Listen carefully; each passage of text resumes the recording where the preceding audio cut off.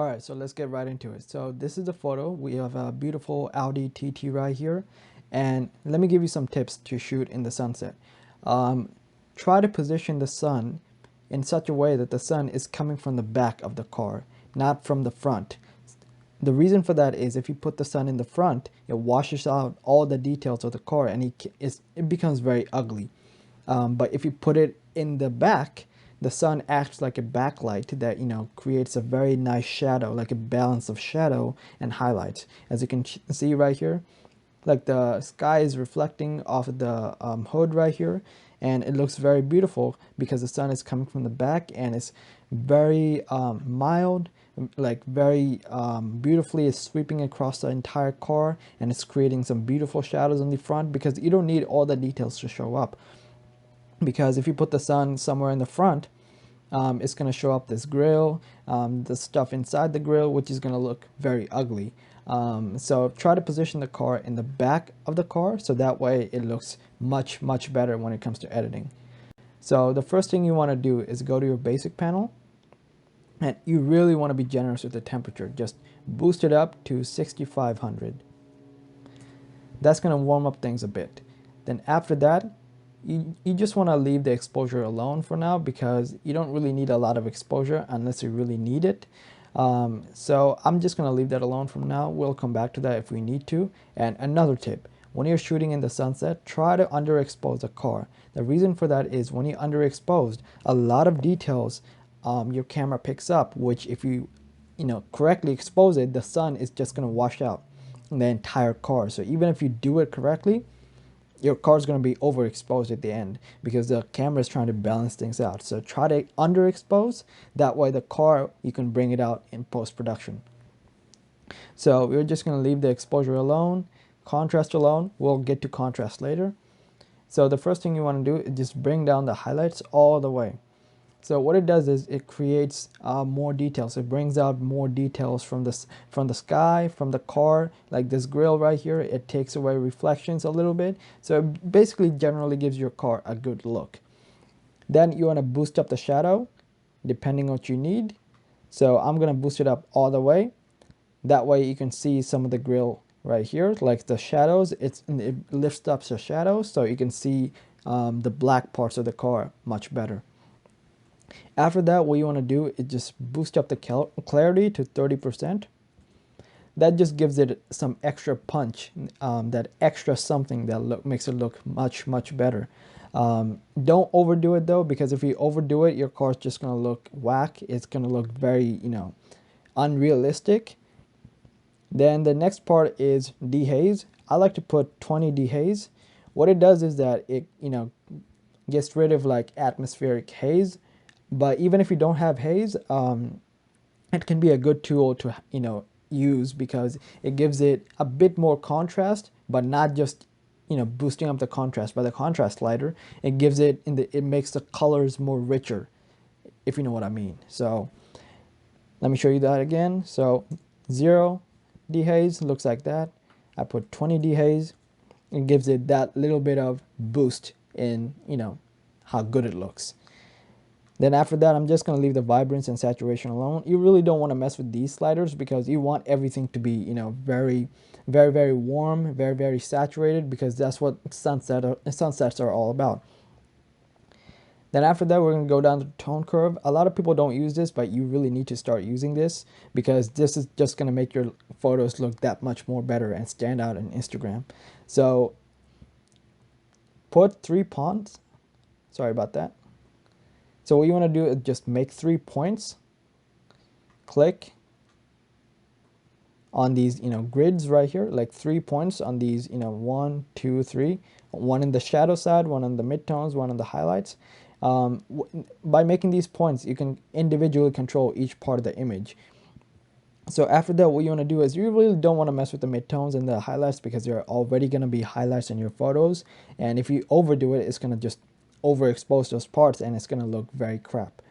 So remember when we bumped up the shadows all the way? So now the tone curve is just going to balance things out. So what you want to do is bring down the shadow part, like the bottom dot right here. So I'm going to bring it down to 65. and 45. So that's the x-axis and the y-axis. That just, gives it a nice balance right here. See those details that we pulled out by the shadow? Now they're a bit more black and dark. So that way it looks more contrasty against the sun in the background. So even if you pulled out the shadows, that way you can tone it down a bit more and make it look balanced. Then after that, I'm not gonna mess with the HSL and the color because we're gonna do something else later in this video that's gonna make it look much more better than the HSL slider. So the next step is color grading. So now what you want to do is create a warm feeling, and for sunsets I find that 25, which is a little on the orange side, like click on highlights right here and then go on hue, just click 25. That's just going to bring the dot on the orange side, and then for the saturation put 25 again. So that's basically going to apply a warmish tone to the highlights. So as you can see, the highlights are kind of white. That's just going to make it a bit more oranges. So that way your car looks better against the sun in the back. So it looks more uniform. Then we go down to details. So basically you don't want to sharpen the entire photo. You just want to sharpen like the lines of the car. Like this Audi TT has a lot of sharp lines, so you want to emphasize that in the photo. So what you want to do is put 70 for sharpening. And since you put sharpening, it's going to create a lot of unnecessary noise. Then put noise reduction, put 30. And then since we talked about like we want to add emphasis on the lines of the car, hold down Alt or Command and drag on the masking slider. That way you can see that the white parts are the only ones that are being sharpened. So the wheels, the outline, and some of the headlights are being sharpened. So that's basically masking all the way. Now your car is sharpened, but in the right places. Then after that, you want to go down to lens correction, and this is a good tool to use because it creates, it gets rid of chromatic aberrations, and depending on the lens you use, it makes your photo, more realistic. Like it flattens out or curves it a little based on your lens. Adobe has all these built-in stuff that lets you create a more realistic look. So you want to check these boxes, remove chromatic aberration and profile correction. I use a Canon 50mm STM, which is a very good lens if you're on a crop sensor. I really highly recommend you get that lens. After that, you just skip transform and effects. You don't need that. Then come down to calibration, and this is the thing I talked about earlier, that this is gonna make your photos look much better than the HSL slider. The reason for that is that you can individually select and reduce or increase the color primaries. Every pixel in this photo or any photo is made up of red, green, and blue, and these sliders let you select how much percentage, like what percentage of each of these colors are going to be present in each of those pixels. That's why I like about this. That's what I like about this is because that it gives it a more uniform look and changes everything like globally, like every pixel. So what you want to do is bring down the blue, -50. What it does is that it turns the yellow part of the images and makes it more orangish. That gives you more of a golden hour vibe. And then the HSL slider just affects what that individual color, and this affects everything all at once. That's why it looks so much better. But I wouldn't overdo it though, because that's just going to look car look unrealistic. Like the colors might change. So just do it up to -50. After that, what you want to do is, put more focus on the car. The way you do that is by using filters. So I like to use the radial filter and add a bit of contrast on the car. So that's going to make it stand out from the background. So just click on the circle right here and then drag from anywhere and create a circle like that. Then adjust your circle based on that, based on the car, and hit click O on your keyboard. That's gonna show the area that's being highlighted. So that shows the area that's going to be affected by the radial filter. Now adjust it a little bit. Try not to go overboard with this radial filter because it might affect a larger area than your car. So try to stay as close as possible to the car. And remember, try to feather, like, turn up your feather to 50 because that, feathers out the filter so that it doesn't create a harsh line, harsh outline that might, throw off the entire car, entire balance.